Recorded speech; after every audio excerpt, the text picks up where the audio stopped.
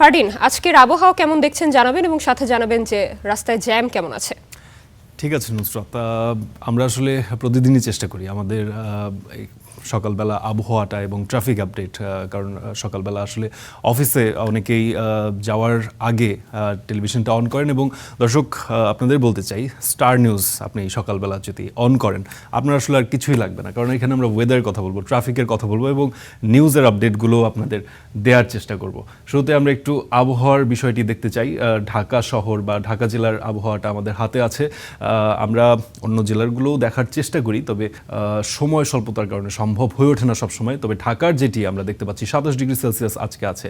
আজকে ক্লাউডি, অর্থাৎ কিছুটা মেঘাচ্ছন্নও আছে ঢাকার আকাশ, এবং অনুভূত যেই তাপমাত্রা সেটি কিন্তু 30 ডিগ্রি সেলসিয়াস। এটি একটি স্বস্তির খবর, কারণ 10-12 দিন ধরে আমরা একটি তাপমাত্রা অসহনীয় তাপমাত্রার মধ্যে আছি, এবং সেটি প্রায় 36-37 ডিগ্রি সেলসিয়াস, এবং অনুভূত যেই তাপমাত্রা সেটি কিন্তু 40 ডিগ্রি ছাড়িয়ে যাচ্ছে। এবং এই গরমে আসলে নগর জীবন বা জনজীবন হাঁসফাঁস অবস্থায়। তো আজকে সেখানে একটু স্বস্তি, এবং অ্যাকুওয়েদার আমাদের যে ওয়েবসাইটটি হাতে আছে, এটি মোটামুটি একটি সারা বিশ্বেই প্রসিদ্ধ একটি ওয়েবসাইট।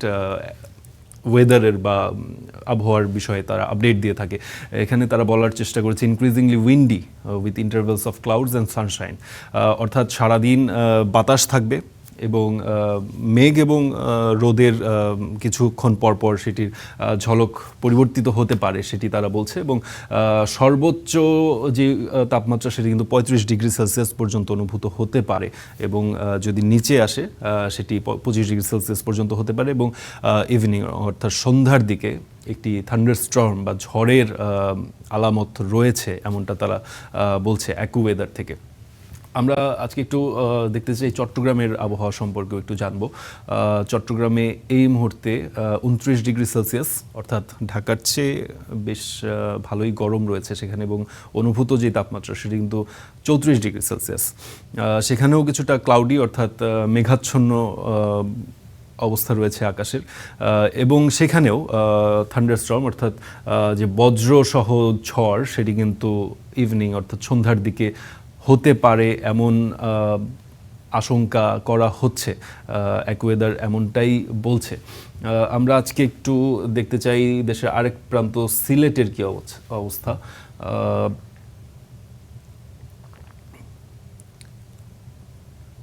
আচ্ছা, সিলেটে সম্ভবত আমরা যেতে পারিনি, অন্য কোনো শহরের আবহাওয়াটা দেখাচ্ছে। আমরা একটু বায়ুর মান দেখে নিতে চাই আজকে সারা বিশ্বের শহরগুলো, প্রধান শহরগুলোর বায়ুর মানের কী অবস্থা। এবং আইকিউ এয়ার যে ওয়েবসাইটটি, তারা একটি র্যাঙ্কিং প্রকাশ করে প্রায় প্রতিদিন, প্রায় না প্রতিদিনই তারা প্রকাশ করে, এবং সেখানে তারা বিশ্বের সবচেয়ে দূষিত বায়ুর মান কোন শহরগুলো সেটি তালিকা তারা প্রকাশ করে। এবং শুরুতেই আমরা সেই তালিকার প্রথম স্থান অধিকার করতে দেখছি ভারতের রাজধানী দিল্লিকে।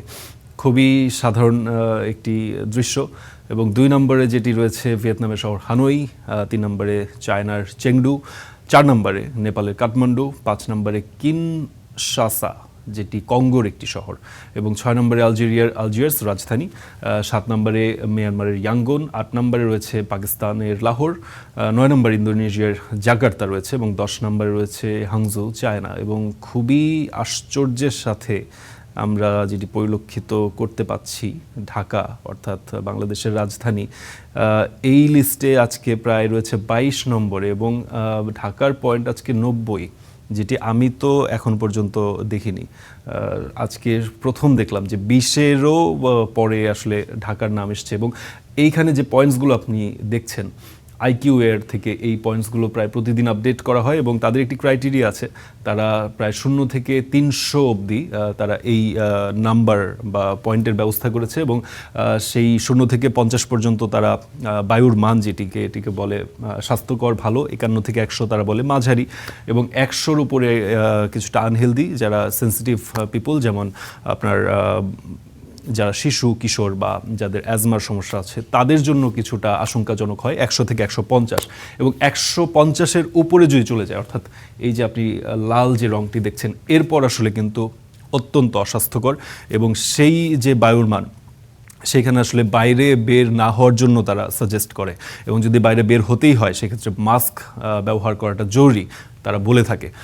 এবং বাসায় থাকলেও আপনার জানালা বন্ধ করে রাখতে হবে এমন নির্দেশনা দেওয়া হয় IQ এর তরফ থেকে, এবং 200-র উপরে আসলে সেটি চিন্তাই করা যায় না। সেখানে আপনি দেখতে পাচ্ছেন দিল্লি, ইন্ডিয়ার যে রাজধানী, তার পয়েন্ট আজকে 195, অর্থাৎ প্রায় 200-র কাছাকাছি, এবং তারা রয়েছে 1 নম্বরে। আপনি ঢাকার কথা যদি চিন্তা করেন, আমরা কিন্তু প্রায় প্রতিদিনই দেখতে পাই ঢাকা 1 থেকে 3 অথবা সর্বোচ্চ 1 থেকে 5-এর মধ্যেই থাকে। আজকে সেখানে ঢাকা রয়েছে 22 নম্বরে। আমরা আর একটু দেখতে চাই, এটি ছিল মোস্ট পলিউটেড সিটি, অর্থাৎ সবচেয়ে দূষিত বায়ুমানের তালিকা। আমরা একটু পরিষ্কার স্বাস্থ্যকর বায়ুর মানের তালিকাও আমরা একটু দ্রুত দেখে নিতে চাই। 1 নম্বরে রয়েছে ডেনমার্কের শহর কোপেনহেগেন, 2 নম্বরে রয়েছে সুইডেনের শহর স্টকহোম, 3 নম্বরে অস্ট্রেলিয়ার সিডনি, 4 নম্বরে USA মার্কিন যুক্তরাষ্ট্রের নিউ ইয়র্ক, 5 নম্বরে রয়েছে কাজাখস্তানের আলমাতি, এবং 6 নম্বরে কানাডার মন্ট্রিয়াল, 7 নম্বরে মার্কিন যুক্তরাষ্ট্রের ডেট্রয়েট, 8 নম্বরে রয়েছে নিউজিল্যান্ডের অকল্যান্ড, 9 নম্বরে রয়েছে বিশকেক কিরগিজস্তান, এবং 10 নম্বরে রয়েছে বুদাপেস্ট হাঙ্গেরি। অর্থাৎ আপনি 10 নম্বর পর্যন্ত দেখতে পাচ্ছেন তাদের পয়েন্ট সর্বোচ্চ 22 পর্যন্ত উঠেছে, এবং 22-এর নিচে সবগুলো শহরের পয়েন্টের তালিকা। এবং 1 নম্বরের যে রয়েছে কোপেনহেগেন ডেনমার্কের শহর, তাদের পয়েন্ট কিন্তু 13, অর্থাৎ সবগুলোই 50-এর নিচে, এবং সবুজ যেই রঙের মাত্রা তার মধ্যেই রয়েছে। এবং আপনি আরেকটি বিষয় যদি খেয়াল করে দেখেন, এখানে কিন্তু বেশিরভাগ শহরের নাম যেগুলো এসছে উত্তর আমেরিকা অথবা ইউরোপ, এছাড়া কয়েকটি শহর এসছে যেমন অস্ট্রেলিয়া এবং নিউজিল্যান্ড। তাদের আমরা জানি আবহাওয়া বা জলবায়ু সারা বছরই খুবই স্বাস্থ্যকর থাকে। এছাড়া কিরগিজস্তান এবং কাজাখস্তানের 2টি শহর এখানে উঠে এসছে। তো দর্শক, এই ছিল বায়ুর মানের তালিকা। এরপর আমরা একটু ঢাকা শহর ট্রাফিক আপডেট সম্পর্কে আপনাদের জানাতে চাই। ঘড়িতে প্রায় 8:05 বেজে গেছে। অনেকেই বের হবেন অফিসের উদ্দেশ্যে। কোন রাস্তা দিয়ে কোন রাস্তা নিলে আপনার জন্য সুবিধা হবে, কোন রাস্তা আপনার অ্যাভয়েড করা উচিত, সেটি আমরা একটু কুইকলি দেখে নিতে চাই। শুরুতেই যেটি দেখতে পাচ্ছি, কাকলি বনানী থেকে জাহাঙ্গীর গেটের যেই রাস্তাটি, মূলত ঢাকা শহরের যেই প্রাণকেন্দ্র বা লাইফ লাইন, যেই প্রধান সড়কটি, সেই সড়কটি অর্থাৎ বিজয় সরণির আগে থেকে কাকলি বনানীর যে রোডটি, সেটি কিন্তু প্রায় সবসময় ব্যস্ত থাকে। আমরা দেখি এই দিকে প্রায় মহাখালী বাস টার্মিনাল পর্যন্ত আমরা দেখতে পাচ্ছি সেই লাল দাগটি চলে এসছে,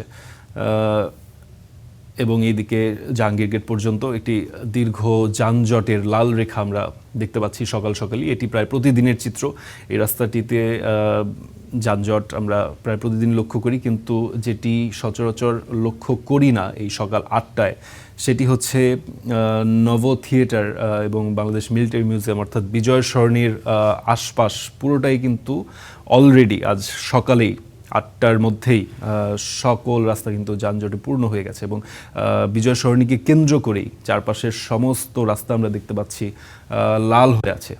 তো দর্শক, আপনারা যারা বের হবেন তারা একটু সময় নিয়ে বের হবেন। এই রাস্তাগুলো যারা ব্যবহার করেন তাদের জন্য যদি বিকল্প কোনো রাস্তা থাকে, আজকের দিনে রবিবার যেহেতু প্রথম কর্মদিবস আজকে শুরু হচ্ছে, আজ কিন্তু সকাল সকাল এই রাস্তাগুলোর অবস্থা আমরা খারাপ দেখতে পাচ্ছি। আপনারা বিকল্প রাস্তা ব্যবহার করতে পারলে ভালো, না হলে একটু সময় নিয়ে আগে বের হতে চেষ্টা করুন। এবং মিরপুরের দিকে আমরা যেটি দেখতে পাচ্ছি, মিরপুর কিন্তু খুব বেশি এখনও ব্যস্ত হয়নি। মিরপুর 10-এ যেই গোলচত্বর, সেটিকে কেন্দ্র করে কিছুটা ভিড় রয়েছে যানবাহনের, সেটি খুব স্বাভাবিক সকালবেলা। এবং পল্লবী মিরপুর 11, সেখানেও আমরা প্রায় প্রতিদিনই দেখি যে এক ধরনের ব্যস্ততা বা ভিড় থাকেই। এটি খুব স্বাভাবিক, খুব বেশি চিন্তার আসলে কারণ নেই। গাবতলী ঢাকার একটি অন্যতম প্রবেশপথ, সেখানে আমরা কিছুটা ট্রাফিক কনজেশন দেখতে পাচ্ছি, সেটিও আমার মনে হয় স্বাভাবিক এই সময়টিতে। ধানমন্ডিতে ইবনে সিনা হাসপাতাল এবং 7 মসজিদ যে রোডটি, সেটিতে আমরা দেখতে পাচ্ছি লাল দাগ রয়েছে, এবং সেই জায়গাটি আসলে খুব ব্যস্ত। সেখানে হসপিটাল, স্কুল, তারপরে আরও বিভিন্ন ব্যবসা প্রতিষ্ঠান, রেস্টুরেন্টস, সেইগুলো থাকায় এই রাস্তাটিতে কিন্তু প্রচুর চাপ পড়ে। এবং এই রাস্তায় যেই আপনার ইন্টারসেকশন বা যেই ইউলোপগুলো করা রয়েছে, যেই ডিভাইডারগুলো রয়েছে, সেগুলো কিন্তু আসলে এই যানবাহনের যে গতি সেটিকে স্লথ করে দেয়। সেই রাস্তাটিতে প্রায় দিনের প্রত্যেকটি সময়ই আমরা দেখতে পাই ট্রাফিক কনজেশন থাকেই। এছাড়া সকাল 8টার সময় আমরা খুব বেশি একটা যানজট দেখতে পাচ্ছি না। বাড্ডায় আমরা দেখতে পাচ্ছি যানজট রয়েছে। বাড্ডার যে রাস্তাটি সেটি আসলে একটি আসলে সমস্যাপূর্ণ রাস্তাই আসলে বলা যায়, কারণ এই রাস্তাটিতেও আমি খুব বেশি কখনোই আমি দেখতে পাইনি যে এটি ফ্রি রয়েছে। এরপর আমরা যদি একটু মতিঝিল বা আশপাশ এলাকার দিকে দেখতে চাই, সেখানে এখন পর্যন্ত খুব বেশি আমরা দেখতে পাচ্ছি না। যেগুলো দেখতে পাচ্ছি সেগুলো আসলে মোড় কেন্দ্রিক, খুব স্বাভাবিকই রয়েছে। তো দর্শক, এই ছিল আমাদের আজকের ট্রাফিক আপডেট এবং যে ওয়েদার আপডেট সম্পর্কে আপনাদের ধারণা দেওয়ার ব্যাপার। আপনারা এই ব্যাপারগুলোকে মাথায় রেখে যদি আজকে সারাটা দিন প্ল্যান করেন তাহলে আমার মনে হয় আপনারা উপকৃত হবেন। আমরা আবারও ফেরত যাবো আমাদের প্রাইম সেটে। নুসরাত। ধন্যবাদ ফারদিন আপনাকে।